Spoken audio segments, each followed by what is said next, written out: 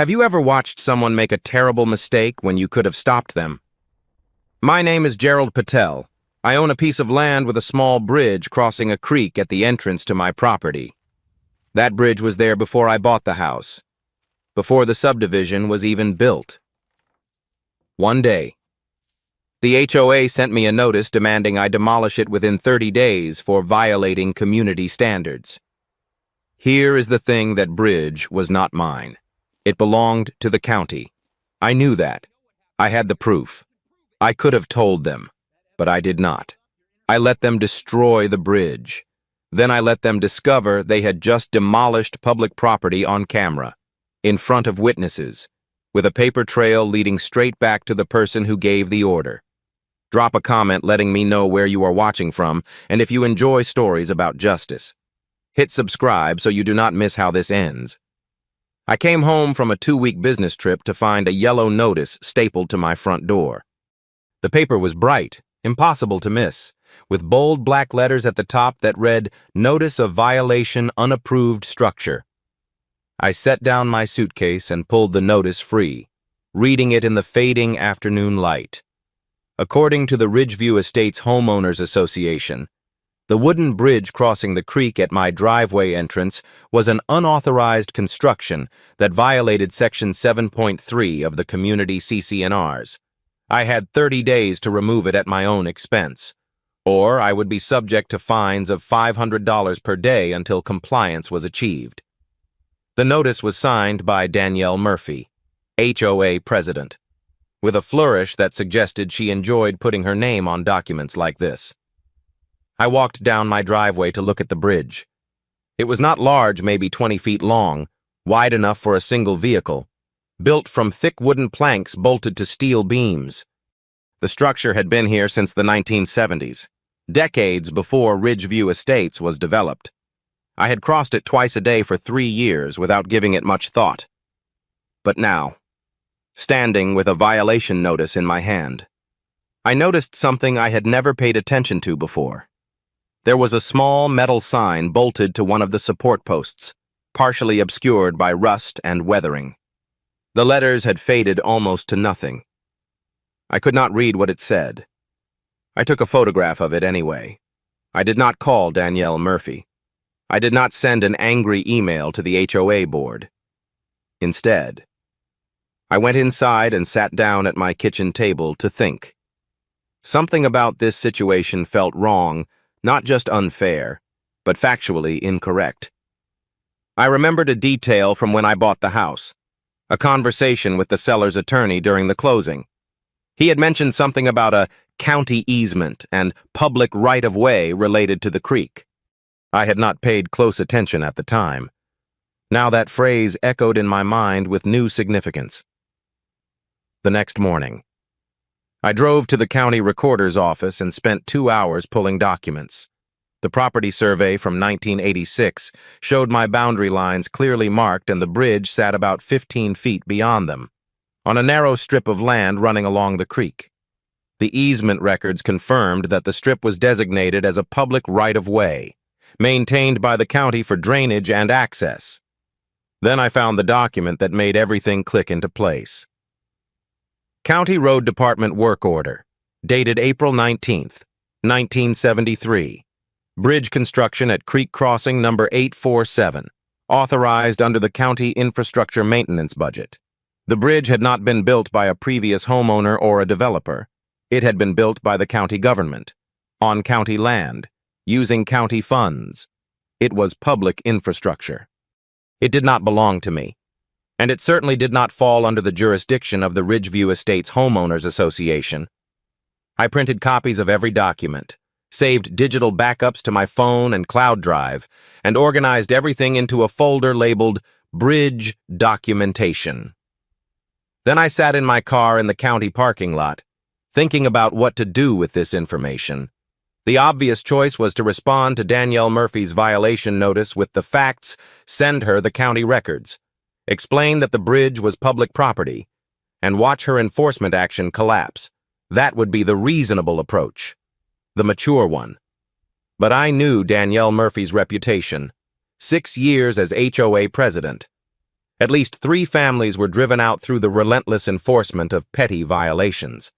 She did not back down when challenged. She escalated. If I showed her the county records, she would not apologize. She would find another way to target me, make my life difficult in 100 small ways until I either surrendered or sold my house. I thought about the other option, the one where I said nothing, where I let Danielle Murphy proceed with her enforcement action, let her convince the board to authorize demolition, let her hire contractors, and tear down a bridge that belonged to the county. Destruction of public property was a felony in this state. I was not required to warn her that she was about to commit a serious offense. All I had to do was step aside and let her walk into the trap she had built for herself. The thought settled in my mind like a stone dropping into still water. It was not my job to save Danielle Murphy from the consequences of her own arrogance. I drove home and parked in my driveway, looking at the bridge one more time. The faded sign on the support post caught the late afternoon light. Tomorrow, I will get written confirmation from the county road department that this bridge was in their inventory. I would set up a camera pointed at the structure, recording around the clock. Danielle Murphy had given me 30 days. 30 days to decide whether I was going to save her from herself. I had already decided. I was going to let her destroy county property, and then I was going to let the county destroy her. The next morning, I returned to the county offices. This time I went directly to the road department, a small annex behind the main building with faded linoleum floors and fluorescent lights that hummed overhead. The clerk at the front desk was a man in his 50s with the patient demeanor of someone who had answered the same questions for decades. I told him I needed written confirmation regarding County Bridge number 847. He typed the number into his computer, studied the screen for a moment, then nodded. "That's one of ours," he said. "Built in '73, still in our active inventory. We inspect it every 2 years. I asked if he could provide that confirmation in writing. He said he would have the county engineer send me an email by the end of the day. By 4 that afternoon. I added a formal statement on county letterhead confirming that bridge number 847 was constructed and maintained by the county road department, located on a public right-of-way easement, and remained county property. I saved it to my documentation folder alongside everything else I had collected. 3 days after I received the violation notice, my phone rang. The caller ID showed Ridgeview HOA. I let it ring twice, then answered with my recorder running. The voice on the other end was clipped, authoritative, accustomed to compliance. "Mr. Patel, this is Danielle Murphy. I'm calling to follow up on the violation notice you received regarding the unauthorized structure at your property entrance." I told her I had received it. She waited, apparently expecting me to say more, when I did not. She continued, "I want to make sure you understand the seriousness of this matter. The bridge was never approved by the Architectural Committee. It does not meet current safety specifications, and it presents a liability risk to the association. You have 27 days remaining to remove it." Her tone made it clear this was not a conversation. It was a verdict already rendered. I asked her one question. "Can you send me the property survey showing that this bridge is located on my property?" There was a brief pause. "Mr. Patel, the bridge is at the entrance to your driveway. It provides access to your lot. It's obviously your responsibility." I repeated my request. "I would appreciate documentation confirming the bridge is within my property boundaries." Her voice sharpened, the practiced patience giving way to something harder. "You'll receive our formal position in writing. But let me be clear, if this structure is not removed within the deadline, the HOA will authorize its demolition and bill you for all associated costs. We have the authority to enforce compliance on all structures within this community. Mr. Patel, all of them, and we will exercise that authority." She hung up without saying goodbye. No verification offered, no documentation promised, just the assumption that her word was sufficient. I saved the recording to my folder with a timestamp, "Phone call with Danielle Murphy."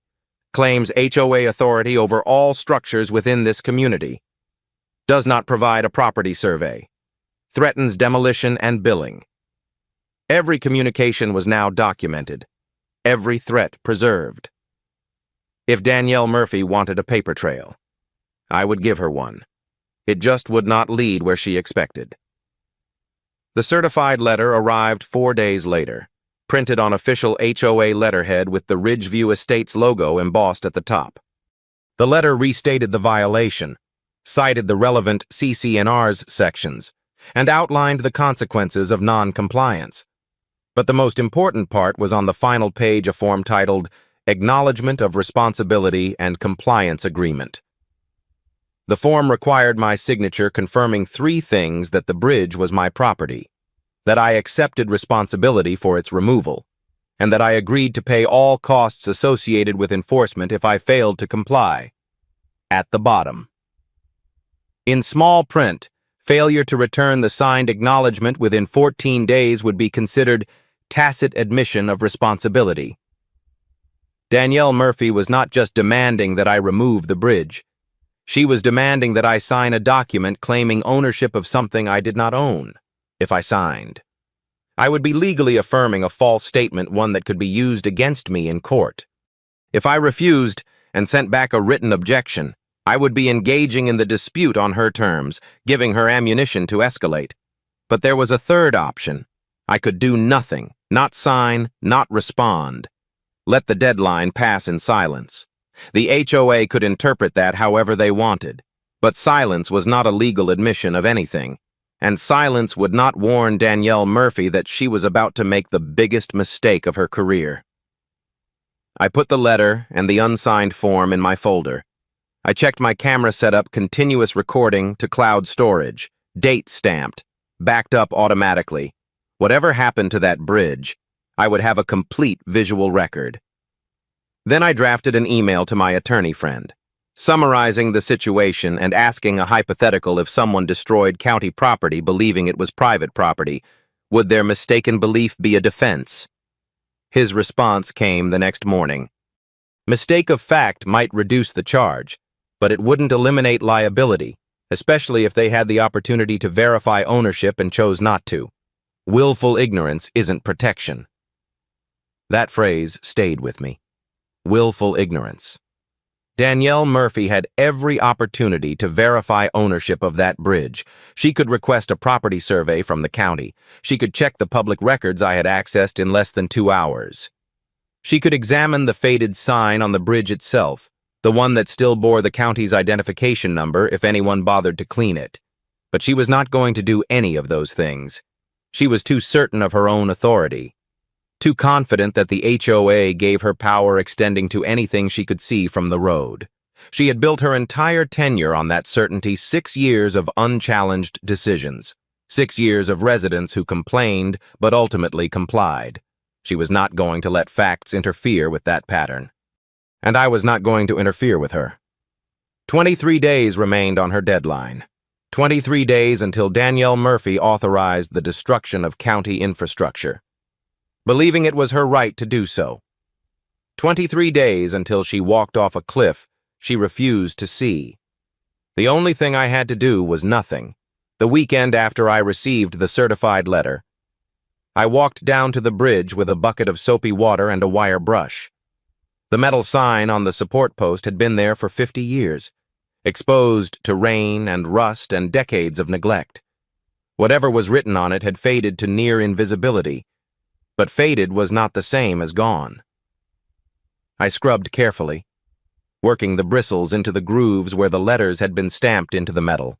Slowly, character by character, the words emerged from beneath the grime. County Bridge number 847, maintained by County Road Department. Yeah.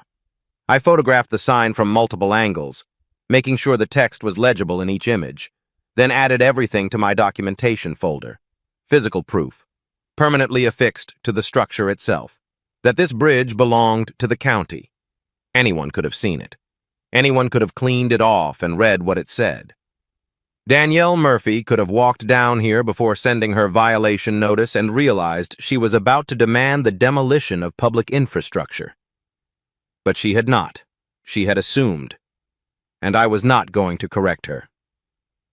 The emails from the HOA continued to arrive with clockwork regularity. 1 week after the certified letter, Mr. Patel, you have 14 days remaining to comply with the violation notice. I archived it without responding.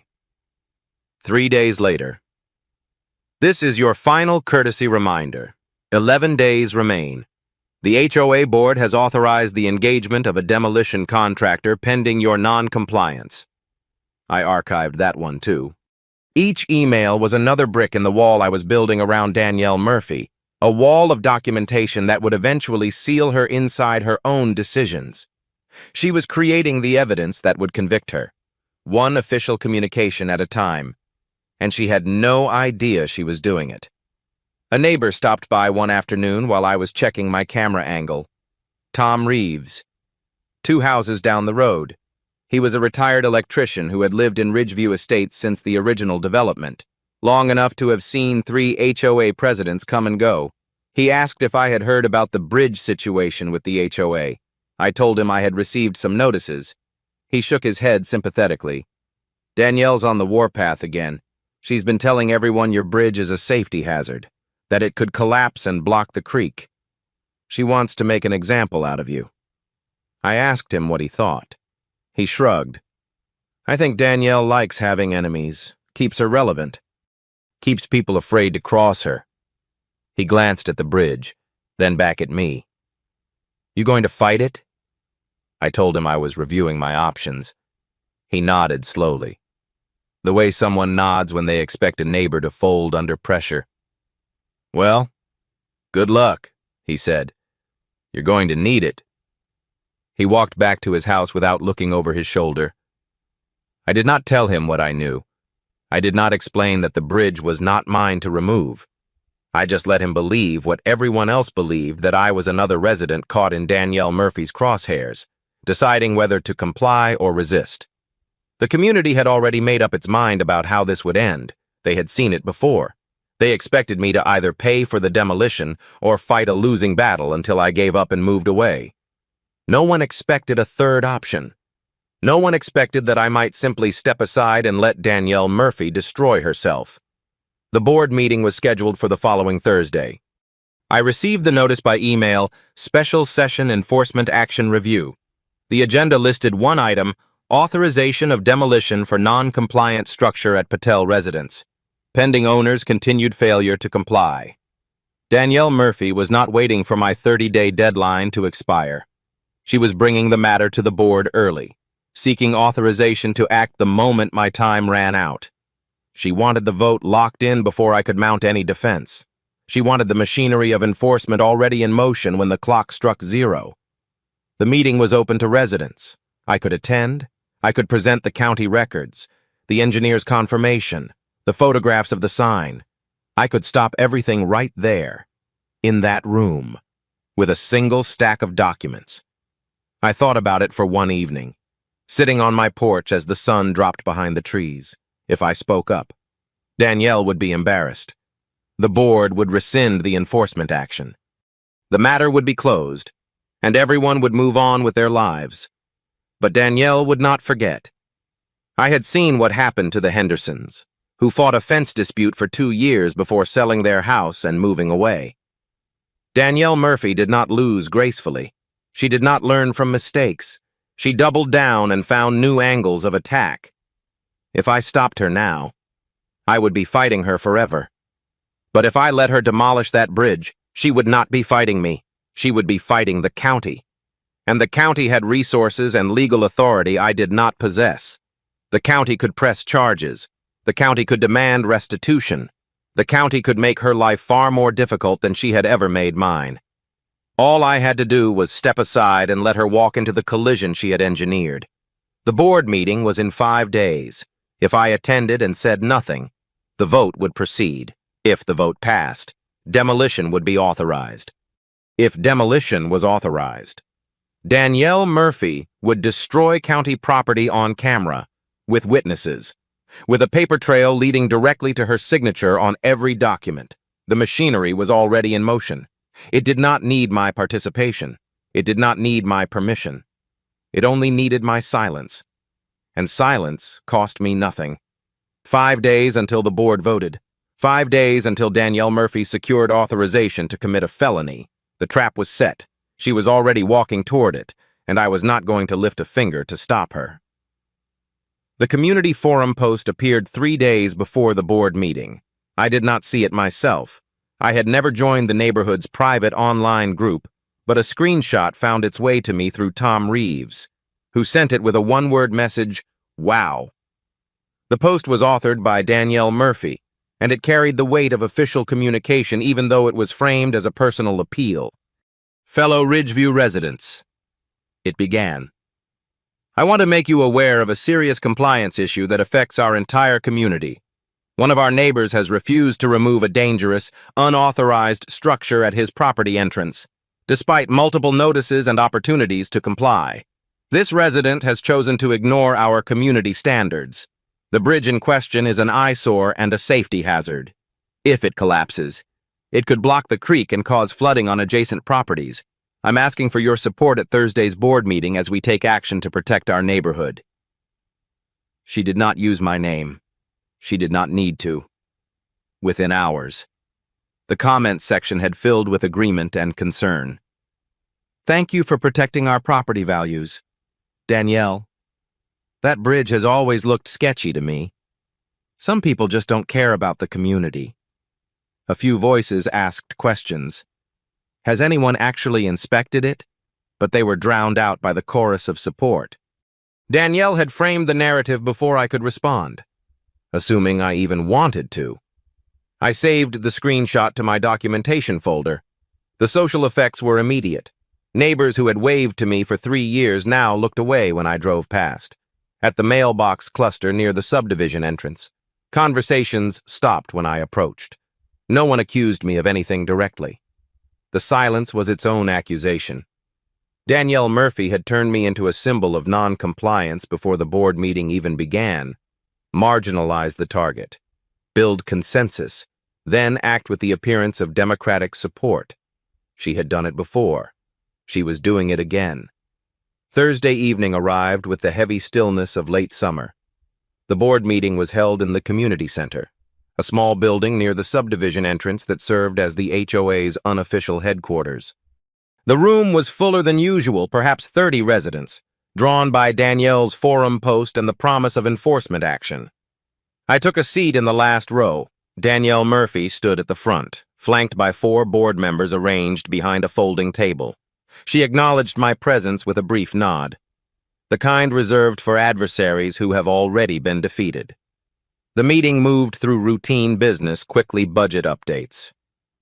A reminder about parking regulations, but everyone knew why they were really there.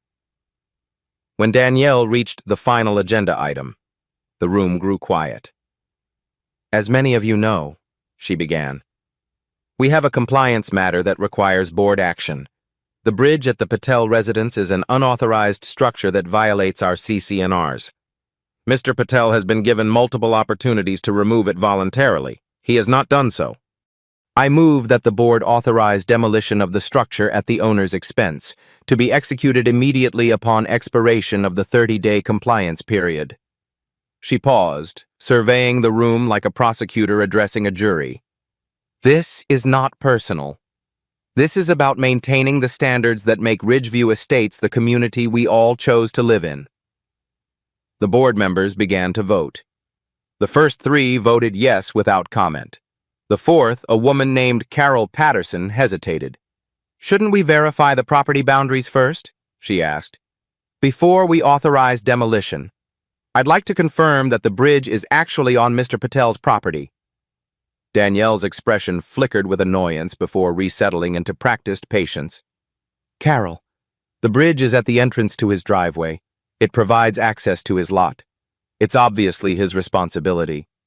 We've already sent multiple notices. The time for verification was weeks ago.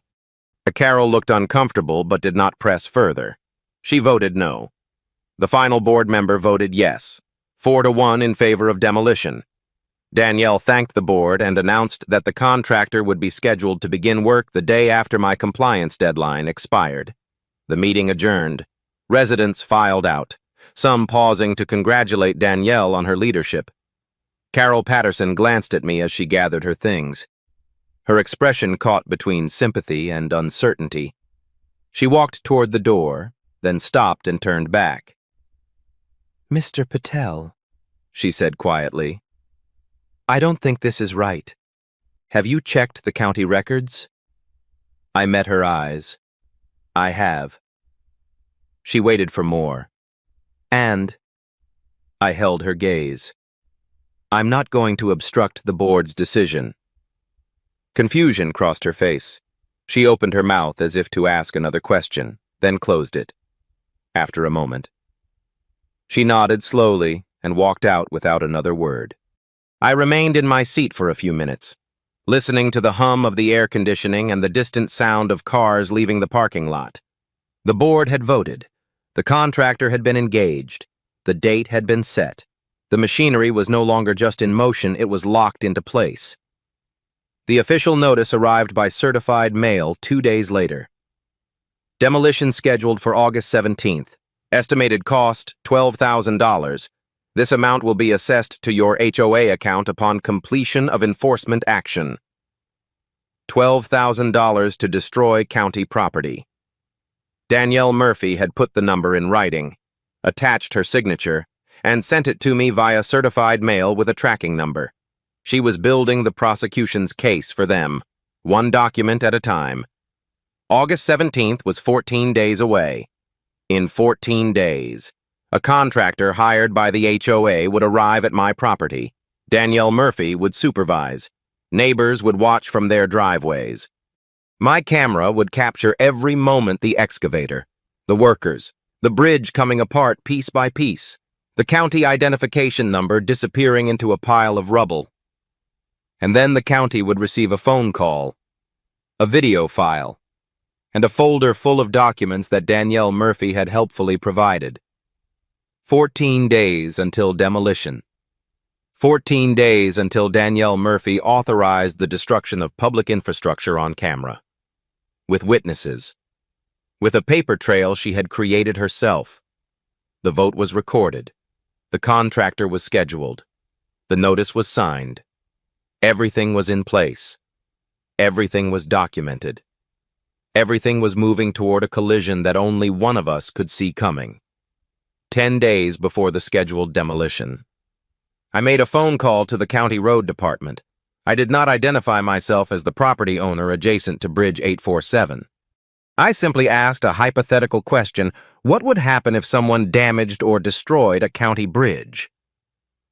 The woman who answered transferred me to a supervisor, a man with a tired voice who had clearly fielded stranger questions in his career.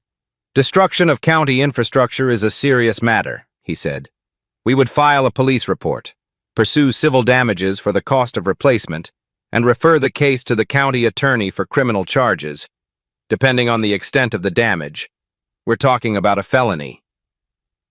I asked what the replacement cost might be for a small wooden bridge, something built in the 1970s. He paused, likely pulling up records. "A structure like that, $40,000 to $60,000, depending on current material costs and labor, plus administrative fees, engineering assessments, and permits. It adds up. $40,000 to $60,000 in civil liability. Criminal charges were referred to the county attorney. A felony on Danielle Murphy's record, all because she refused to check the property boundaries before authorizing demolition. There was still time to stop this. I could send her the county records. I could request a meeting with the board.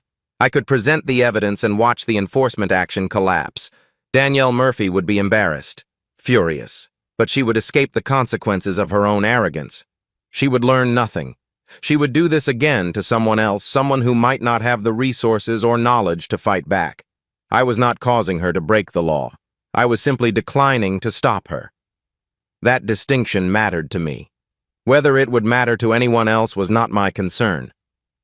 I walked down to the bridge that evening and stood at the edge of the creek. The county identification number was visible on the support beam. The sign I had cleaned was legible from 10 feet away. Anyone who cared to verify ownership could do so in minutes. But Danielle Murphy had built her authority on the assumption that she was never wrong. That assumption was about to cost her everything. The decision was final. My documentation was complete. My camera was recording, and my evidence was secured. The only thing left was the waiting. 5 days before the demolition. Carol Patterson called. Her voice was hesitant, uncertain. "Mr. Patel, I've been doing some research. I think there might be an issue with the bridge ownership. I couldn't find a property survey that shows it's on your lot. I brought it up to Danielle, but she said I was overthinking it." I asked what she thought. There was a long pause.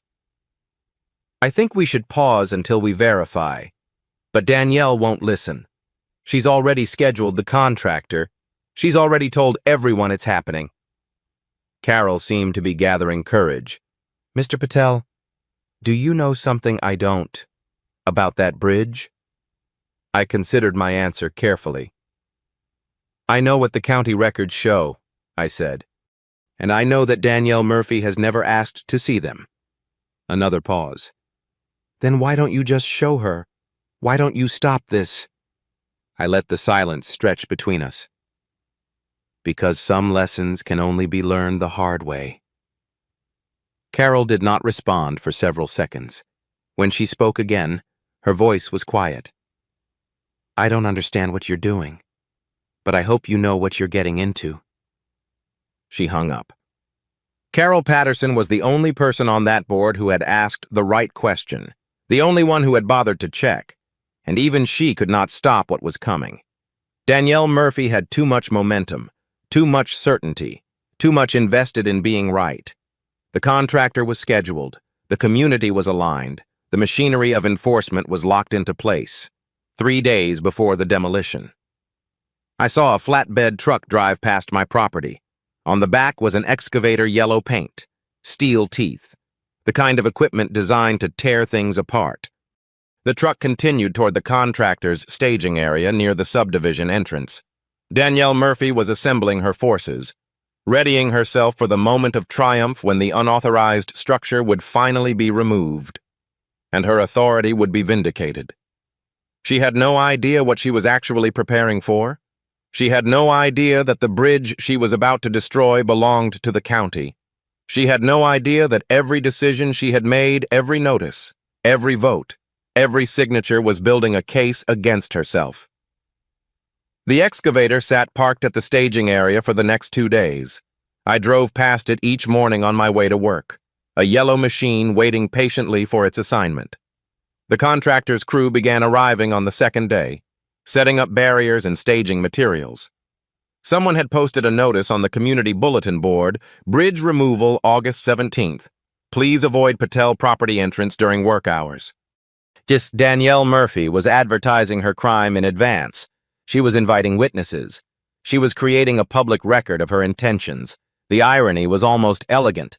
She believed she was demonstrating strength, showing the community that non-compliance had consequences.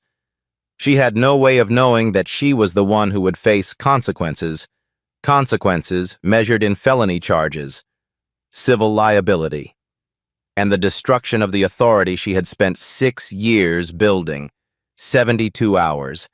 The equipment was staged, the crew was assembled, the notice was posted, the board had voted, the documents were signed, everything was in motion, rolling toward August 17th with the momentum of a machine that could no longer be stopped. Danielle Murphy had committed herself completely. She had staked her reputation on this enforcement action. She had told the entire community that she was going to tear down that bridge, and she was not going to back down now. Not for Carol Patterson's questions, not for property surveys, not for anything. 72 hours until the excavator's teeth bit into the first wooden plank. 72 hours until Danielle Murphy discovered what happened when you destroyed county property on camera. The trap was set. The target was walking toward it, and nothing I said or did would change what was coming. August 17th arrived with clear skies and the promise of heat. I woke at 6, made coffee, and sat on my porch watching the road. The excavator had been moved from the staging area the previous evening, repositioned closer to the subdivision entrance. By 7:30, I could hear the rumble of diesel engines starting up.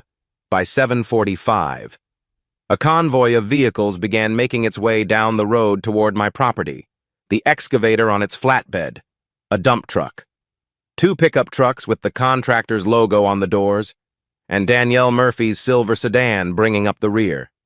I remained on my porch, coffee in hand, watching them approach. My camera had been recording since dawn. The footage was being uploaded to cloud storage in real time. Whatever happened in the next few hours would be documented from multiple angles, with timestamps that could not be disputed. The convoy stopped at the bridge. Workers climbed out of the trucks and began setting up orange traffic cones and caution tape. The excavator was unloaded from the flatbed with practiced efficiency, its engine growling as it maneuvered into position. Danielle Murphy emerged from her sedan wearing a blazer and carrying a clipboard, as if she were supervising a corporate event rather than the destruction of infrastructure. She surveyed the scene with visible satisfaction, then turned and walked up my driveway toward the porch. I did not stand. I did not move. I simply watched her approach, the same way I had watched everything else unfold over the past 30 days. "Mr. Patel," she said, stopping at the bottom of the porch steps. "I wanted to give you one last opportunity to handle this yourself. If you'd prefer to hire your own contractor to remove the bridge, we can postpone the demolition. You'd still be responsible for the costs, but at least you'd have some control over the process." Her tone was magnanimous, the voice of someone offering mercy from a position of absolute power. I took a sip of my coffee. "I'm not going to interfere with the board's decision," I said. Danielle's expression flickered confusion, perhaps, or suspicion before settling into a satisfied smile. "Smart choice," she said. "This will all be over in a few hours. Then we can put this unpleasantness behind us." She turned and walked back toward the bridge, clipboard tucked under her arm, heels clicking against the asphalt.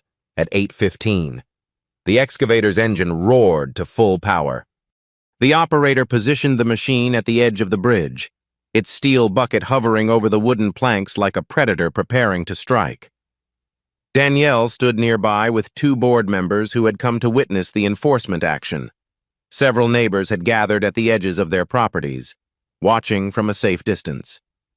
Tom Reeves was among them, arms crossed, expression unreadable. The county bridge sign was clearly visible on the support post, the sign I had cleaned weeks ago. The sign that read, "County Bridge numbered 847 maintained by County Road Department." It was legible from 50 feet away. Anyone could have seen it. Anyone could have read it. No one did. At 8:22, the excavator's bucket descended.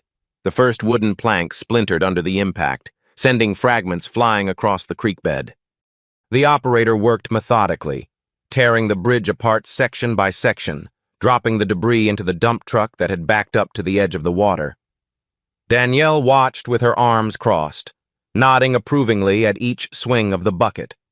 She took photographs with her phone, the excavator at work, the bridge coming apart, the growing pile of rubble, documentation of her triumph, evidence of her authority.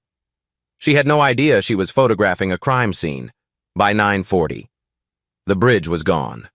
Nothing remained but the concrete footings on either side of the creek and a scattering of wood fragments in the water. The dump truck was full. The excavator sat idle, its work complete. Danielle Murphy walked the perimeter of the destruction site, taking final photographs, then approached me one last time.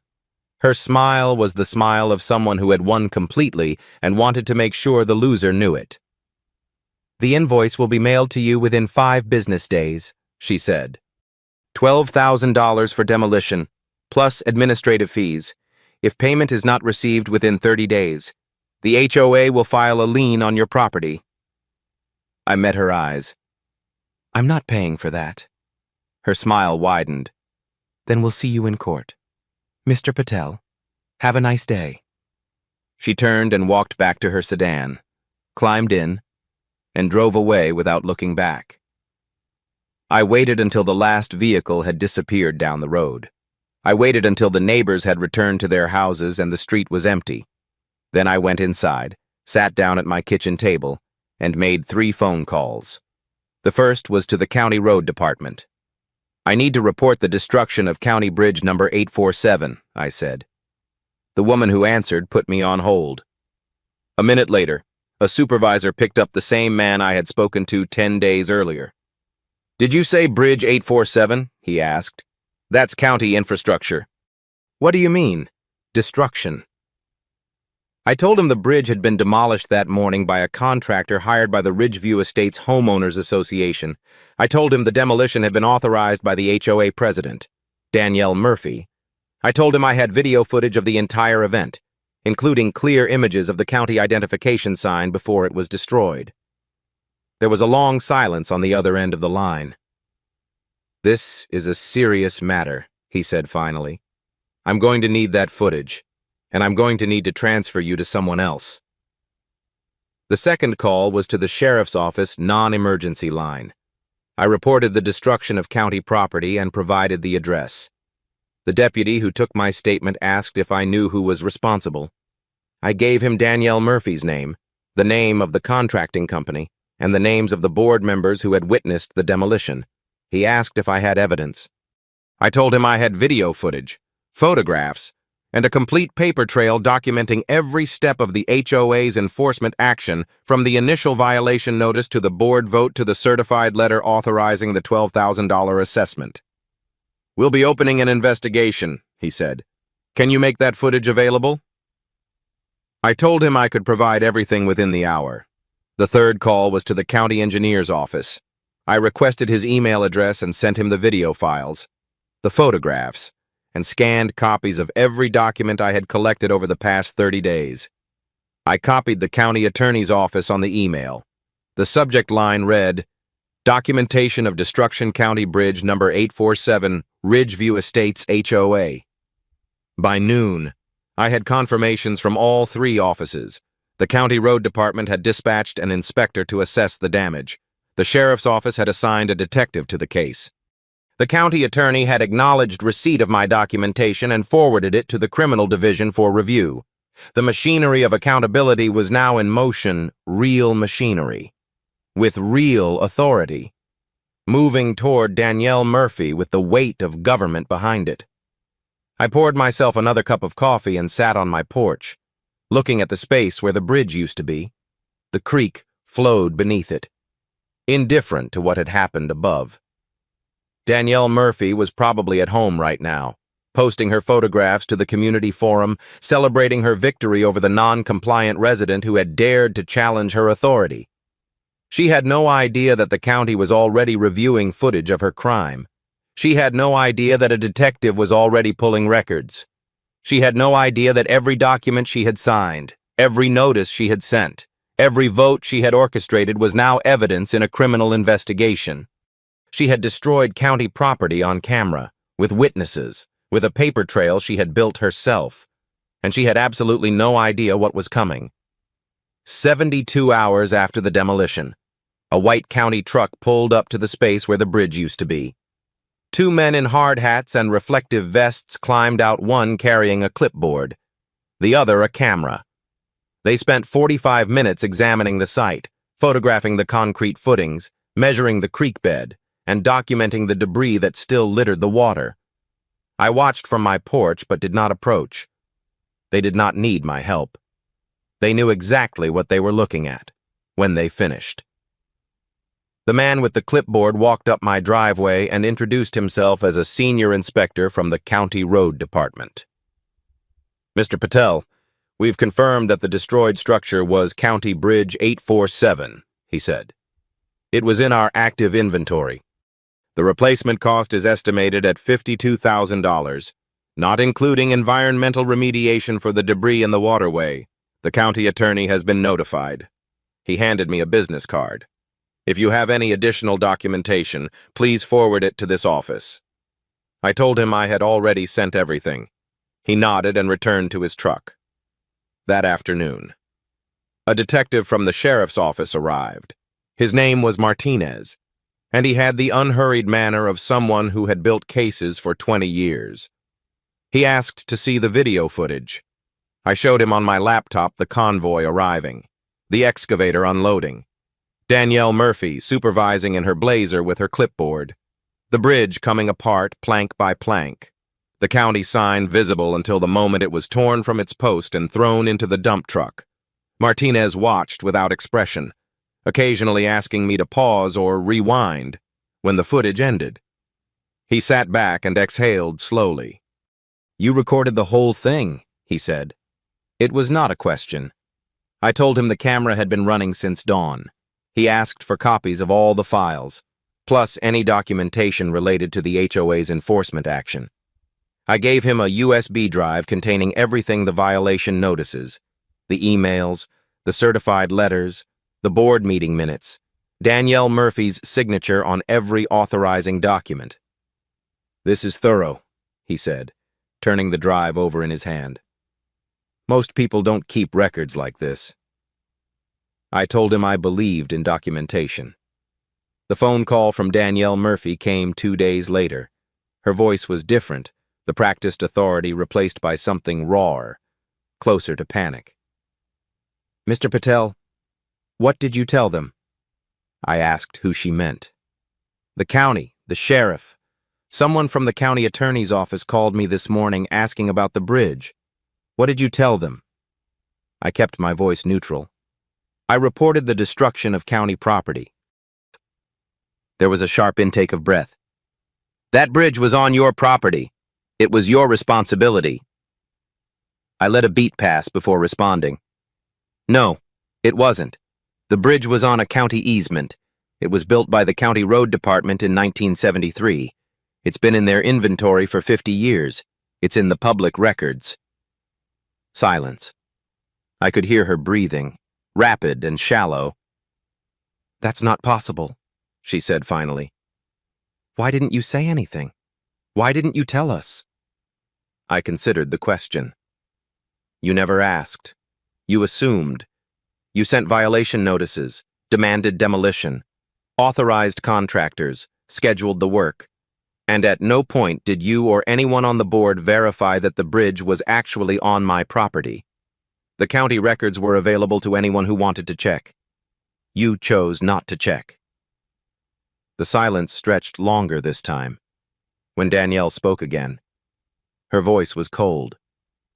"You did this on purpose. You knew. You knew the whole time, and you let us destroy it." I did not deny it. "I didn't do anything. Danielle, you did everything. You sent the notices, you called the meetings, you took the votes, you hired the contractor, you supervised the demolition.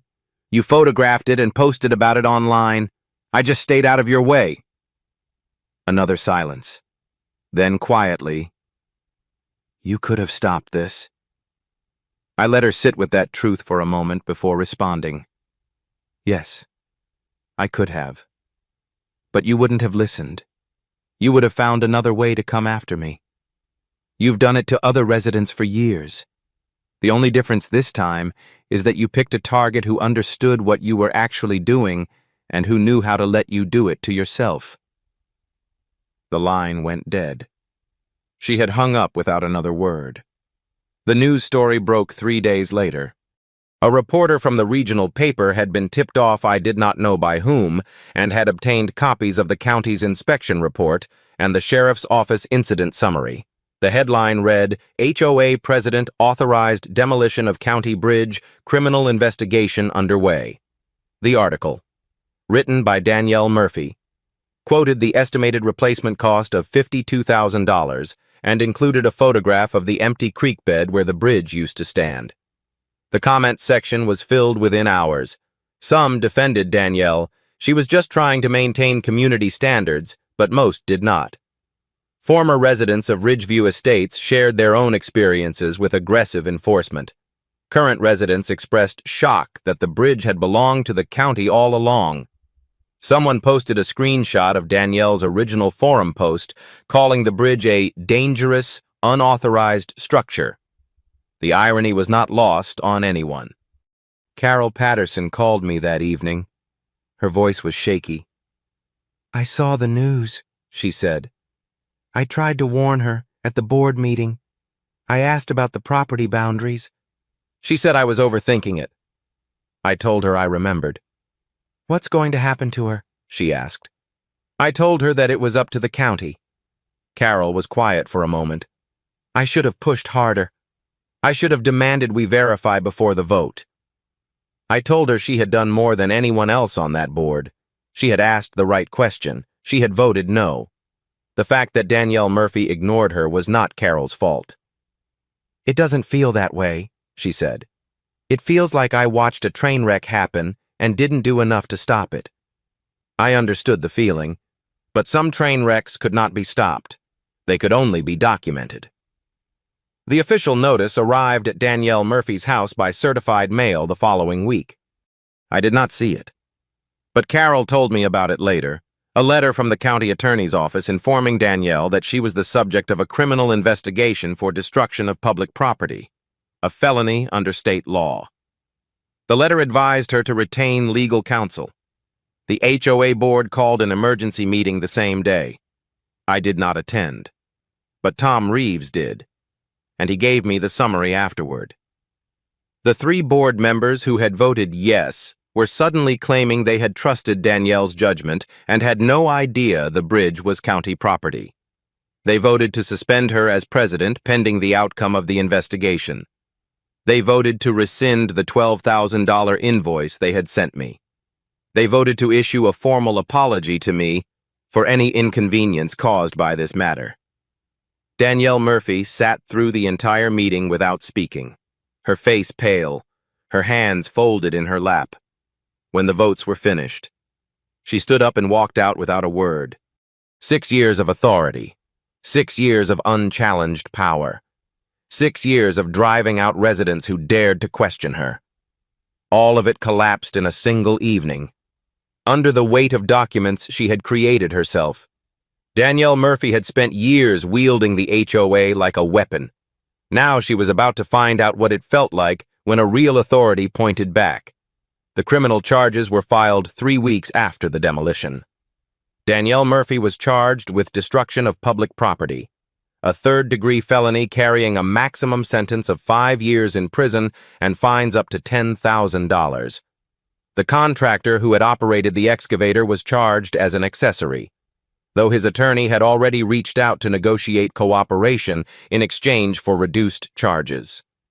The excavator operator, it turned out, had asked Danielle Murphy twice during the demolition whether she was certain the bridge was private property, both times. She had told him to keep working. He had recorded those conversations on his phone. His attorney submitted the recordings to the county attorney as part of the cooperation agreement. They did not help Danielle Murphy's case. The news coverage intensified.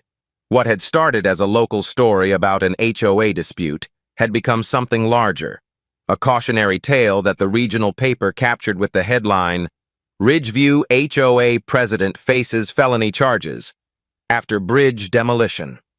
A television station from the city sent a crew to film the empty creek bed. The reporter interviewed 3 former Ridgeview residents who had moved away after disputes with the HOA.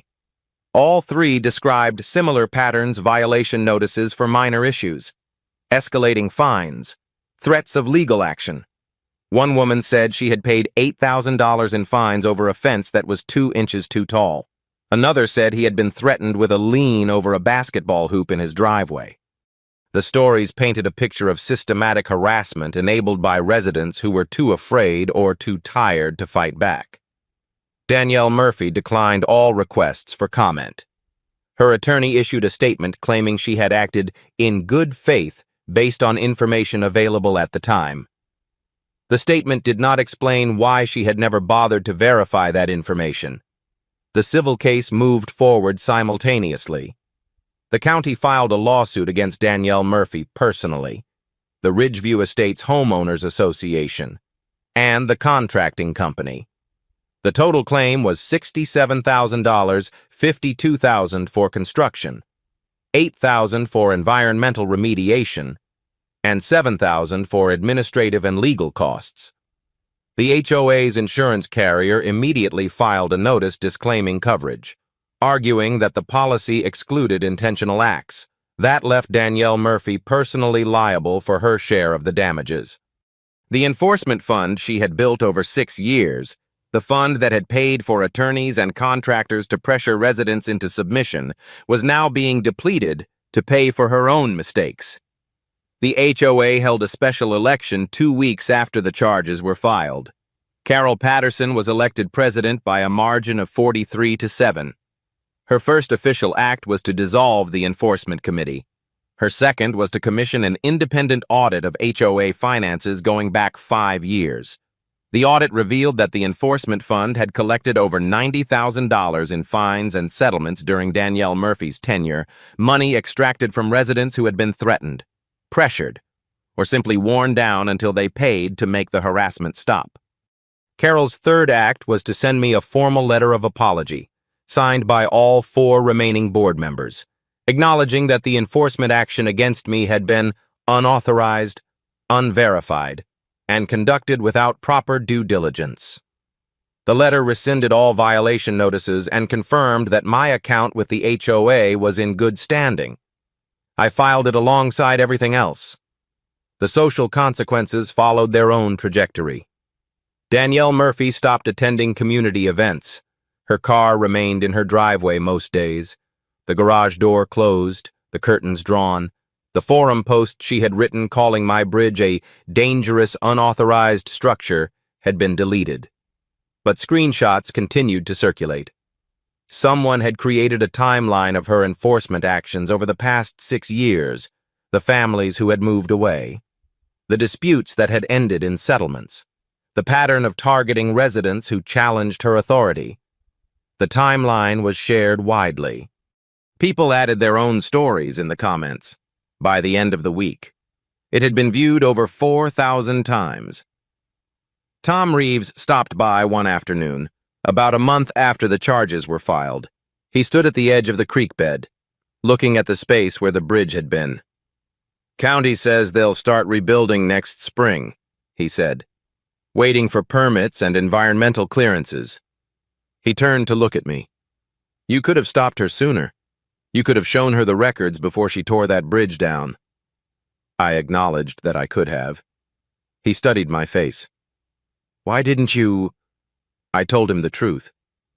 Because she wouldn't have listened, and she would have kept doing this to other people until someone stopped her permanently. Tom nodded slowly. "So you let her stop herself?" I did not disagree. He looked back at the creek bed for a long moment, then walked away without another word. The plea hearing was scheduled for October. Danielle Murphy's attorney had been negotiating with the county attorney for weeks, trying to reduce the felony charge to a misdemeanor. The county attorney was not inclined to be generous. The case had attracted too much attention. The facts were too clear. The excavator operator's recordings had eliminated any defense based on good faith. Every notice, every email, every board vote, every signature, all of it pointed to a deliberate decision to destroy property without verifying ownership. The county attorney told a reporter that the case would send a message about accountability. Danielle Murphy's attorney told the same reporter that his client was deeply remorseful. Neither statement changed the fundamental reality. I received a subpoena to testify at the plea hearing.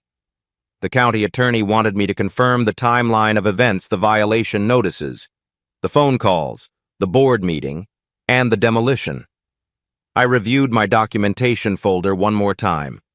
Nearly 2 inches of paper represented 30 days of enforcement action and the months of consequences that followed. Every document told part of the story. Together. They told the whole story. The hearing was 2 weeks away. Danielle Murphy had spent 6 years believing that her position gave her power over everyone in Ridgeview Estates. She had spent 6 years punishing residents who challenged her, driving out families who refused to comply.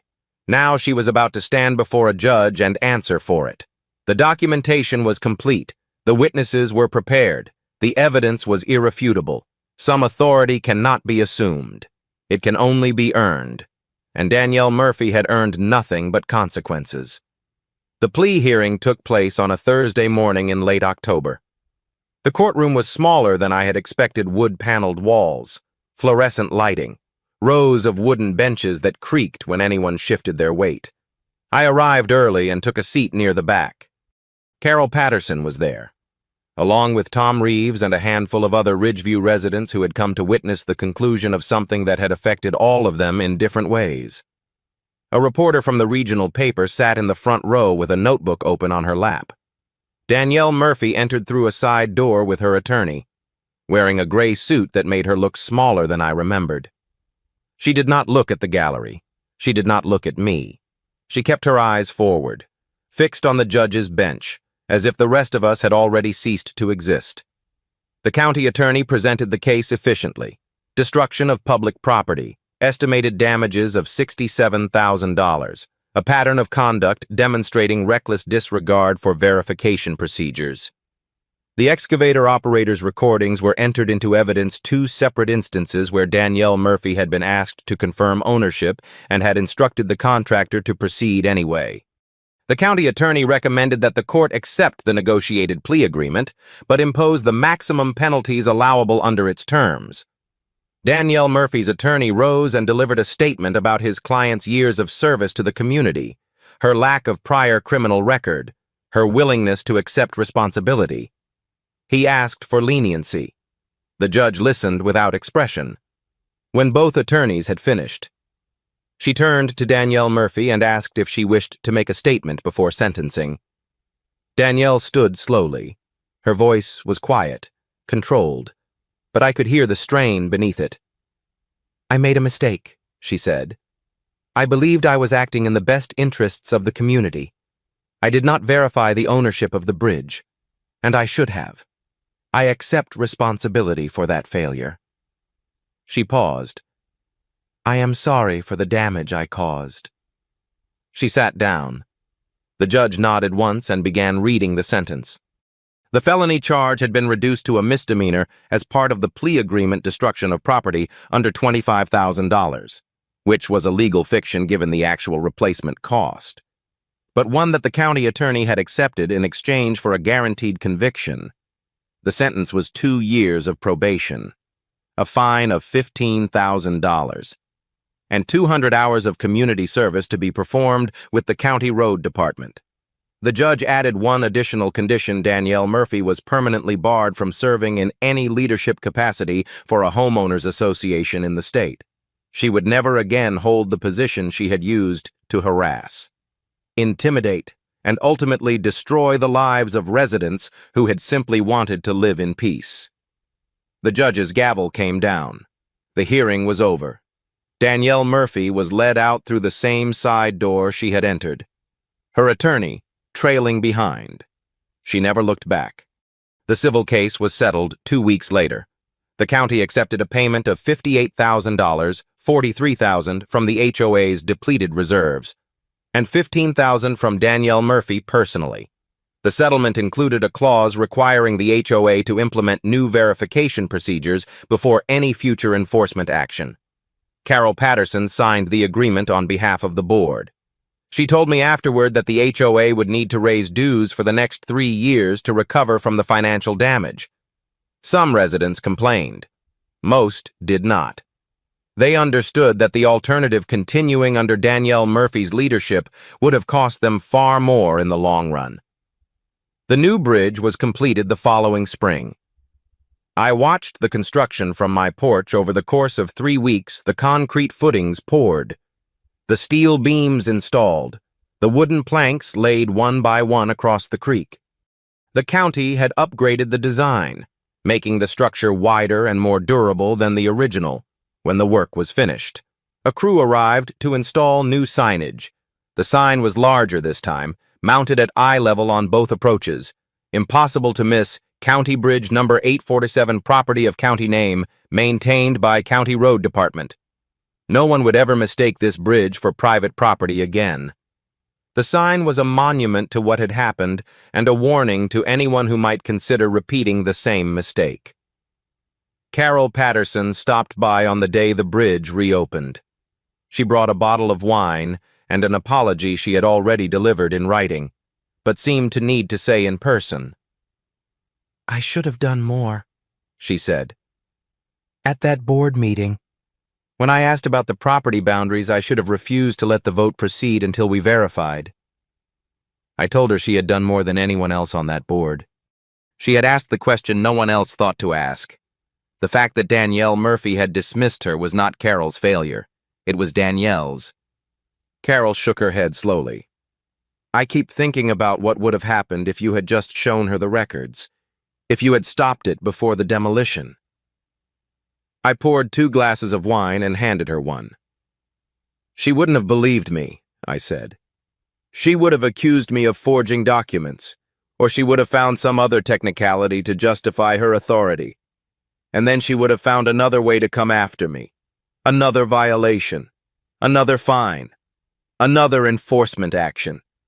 The only way to stop her permanently was to let her cross a line she couldn't uncross."